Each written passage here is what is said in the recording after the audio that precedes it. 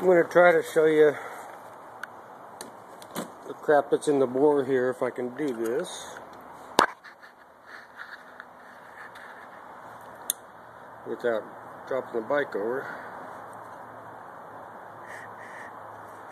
See, I don't know what that black shit is. But I can tell you that the dome of the piston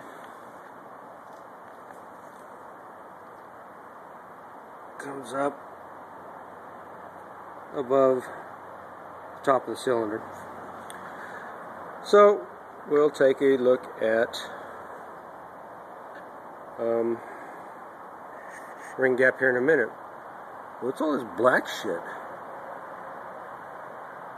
Reckon there's something down in the crankcase? Should have been washed out? Don't know.